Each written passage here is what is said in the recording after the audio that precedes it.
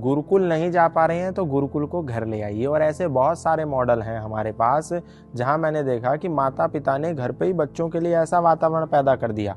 आप किसी भी इस्लामिक बच्चे से पूछिए, वो आपको बताएगा अल्लाह ताला कौन है, वो आपको बताएगा मोहम्मद साहब कौन है, वो आपको बताएगा कलमे क्या क्या है, वो आपको बताएगा कुरान क्या है, वो आपको हदीसें पढ़ के बताएगा, वो आपको आयतें सुनाएगा। लेकिन आप किसी भी सनातन धर्मी के बच्चे से पूछिए तो वो जिंगल बेल तो सुना देगा, लेकिन भगवत गीता का एक भी श्लोक नहीं सुना पाएगा।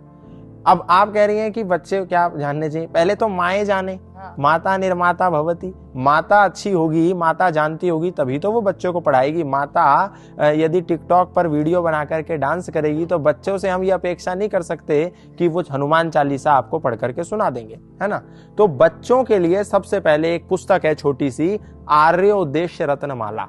ये पुस्तक जो है इसमें 100 डेफिनेशंस हैं। जैसे पहली डेफिनेशन धर्म की, दूसरी डेफिनेशन अधर्म की, तीसरी डेफिनेशन ईश्वर की, चौथी डेफिनेशन विद्या की, पांचवी अविद्या की। ऐसे सारे जो मूल सनातन संस्कृति है उसकी जो मुख्य परिभाषाएं हैं, वेदोक्त परिभाषाएं हैं, सत्य आधारित परिभाषाएं हैं, विद्या पर आधारित परिभाषाएं हैं और ज्ञान आधारित परिभाषाएं हैं, वो आर्योद्देश्य रत्नमाला में है। आपके बच्चे को पता होना चाहिए कि धर्म क्या है, उसको पता होना चाहिए ईश्वर क्या है, उसको पता होना चाहिए सत्य क्या है, उसको पता होना चाहिए स्वर्ग क्या है, उसको पता होना चाहिए नरक क्या है, उसको पता होना चाहिए पाप क्या है और पुण्य क्या है, ताकि उसको संसार में, इस समाज में कोई भी ढोंगी, कोई भी पापी, कोई भी दुराचारी, कोई भी अत्याचारी उसको ठग ना पाए।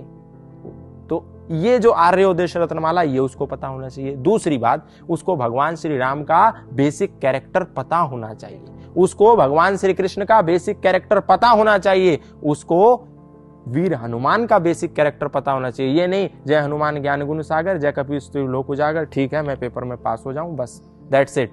ये नहीं उसको कि हनुमान जी पर लाल सिंदूर लगाया हो गया, ये नहीं कि राम लक्ष्मण जानकी जय बोलो हनुमान की हो गया, ये नहीं कि राम जी के आगे माथा टेक दिया लेकिन राम जी कौन थे पता ही नहीं।